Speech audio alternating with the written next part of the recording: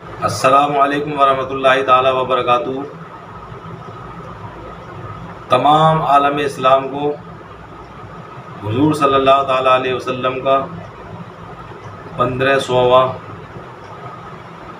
یوم ولادت بہت بہت مبارک ہو۔ میرے بھائیوں، میرے دوستوں، ہم اور آپ کتنے خوش نصیب ہیں کہ آج اس سال میں ہمیں آقا صلی اللہ علیہ وسلم کا 1500واں جنم دن منانے کی سعادت حاصل ہو رہی ہے۔ میرے بھائیوں، میرے دوستوں، کچھ جاہل یہ سوال کرتے ہیں کہ تم بریلی کے مولانا احمد رضا کو اعلیٰ حضرت کیوں کہتے ہو؟ تو ہم ان کو اعلیٰ حضرت اس لیے نہیں کہتے ہیں کہ ان کے یہاں سے ہمارے پاس منی آرڈر نہیں آتا ہے، نہ گڈیاں آتی ہیں، نہ نوٹ آتے ہیں، نہ ٹوکرے آتے ہیں، بلکہ ہم مولانا امام احمد رضا خان کو اعلیٰ حضرت اس لیے کہتے ہیں کہ انہوں نے ہمارے ایمان کو بچا لیا ہے۔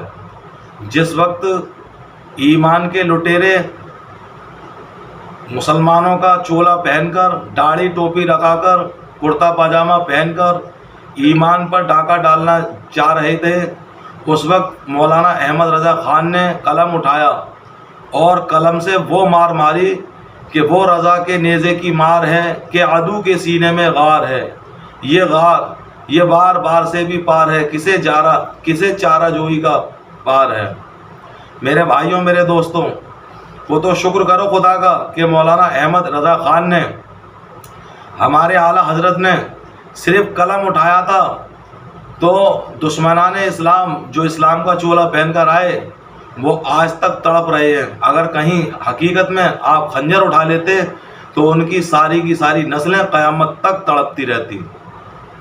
میرے بھائیوں، میرے دوستوں، ہم یوں ہی نہیں کہتے ہیں ان کو کہ عشق و محبت اعلیٰ حضرت۔ میرے اعلیٰ حضرت کا ساری امت پر احسان ہے اور ہم تو بریلی والوں کو اعلیٰ حضرت کہتے ہیں۔ تو میرے بھائیوں، میرے دوستوں، یہ جو جاہل اعتراض کرتے ہیں انہوں نے اتہاس پڑھا ہی نہیں ہے، تواریخ پڑھی نہیں ہے، کیونکہ بدایوں والے جو اپنے ان کے یہاں کے مولانا تھے وہ ان کو اعلیٰ حضرت کہتے تھے، کچوشا شریف والے تھے وہ جو ان کے وہاں کے پیر تھے وہ ان کو اعلیٰ حضرت کہتے تھے۔ اسی طرح سے جو آج میلاد مصطفیٰ پر شرک اور بدعت کے فتوے لگاتے ہیں ان جاہلوں کے پیر بھی تھے حضرت امداد اللہ مکی رحمۃ اللہ تعالیٰ علیہ، ان کے یہاں پر ان کو بھی لوگ اعلیٰ حضرت کہتے تھے۔ تو اس کا مطلب یہ نہیں ہے کہ وہ صحابہ سے افضل ہو گئے یا غوث اعظم سے افضل ہو گئے یا خواجہ غریب نواز سے افضل ہو گئے یا رسول سے افضل ہو گئے، یہ نہیں، ہرگز نہیں، بلکہ وہ اپنے دور کے جتنے حضرت تھے ان میں افضل تھے، اور ان کو اعلیٰ حضرت کا لقب کسی ایرے گہرے نتو خیرے نہیں دیا، بلکہ حضرت وارث پاک نے دیا تھا ان کو یہ لقب، اور وہ ایسا لقب ہے کہ جلنے والے جلتے رہیں گے، اعلیٰ حضرت کا ڈنکا ہمیشہ بجتا رہے گا۔ میرے بھائیوں، میرے دوستوں، میں آپ کو پیارے آقا صلی اللہ علیہ وسلم کے 1500ویں جنم دن کے مبارک موقع پر اعلیٰ حضرت کی شان میں بنی ہوئی ویڈیوز دکھانا چاہتا ہوں۔ آپ حضرات بھی ان ویڈیوز کو دیکھیے اور اپنے قلوب کو منور و مجلہ فرمائیے کہ اعلیٰ حضرت کا اس امت مسلمہ پر کیا احسان ہے۔ اور ایک بات اور یہ بتاتا چلوں، جو جاہل کہتے ہیں کہ نبی کا جنم دن منانا شرک ہے، بدعت ہے، تو ان جاہلوں سے میں کہنا چاہتا ہوں انہوں نے کچھ پڑھا ہی نہیں ہے۔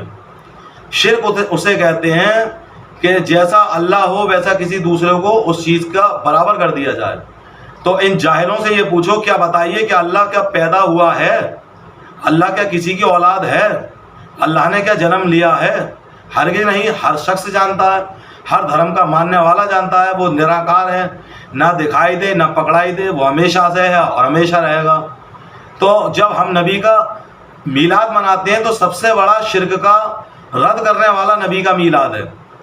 یہ جو ہم میلاد مناتے ہیں، میلاد کو کہتے ہیں پیدائش اور جنم دن، تو سب سے بڑا شرک کا رد کرنے والا یہ پیدائش کا دن ہے، کیونکہ ہم نے قوم کو، لوگوں کو، پوری دنیا کو یہ بتا دیتے ہیں کہ ہمارا خدا وہ ہے جو نہ پیدا ہوا ہے نہ مرے گا، لیکن ہمارے نبی وہ ہیں جو پیدا ہوئے لیکن ان کو کلو نفس ذائقۃ الموت کے تحت ایک آن کے لیے موت آئی، اور پھر اللہ نے ان کو وہ مقام و مرتبہ عطا فرما دیا کہ آج وہ تو قرآن احادیث سب بھری پڑی ہیں۔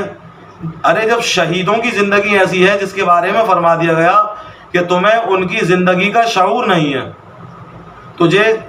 تو جو عام لوگ اللہ کی راہ میں قتل کیے جائیں ان کے بارے میں فرمایا گیا تم انہیں مردہ نہ کہو، دوسری جگہ فرمایا گیا تم انہیں مردہ گمان بھی نہ کرو۔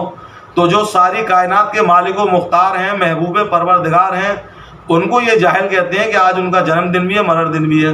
ارے مر گئے تمہارے، مر گئے مردود جن کی فاتحہ نہ درود۔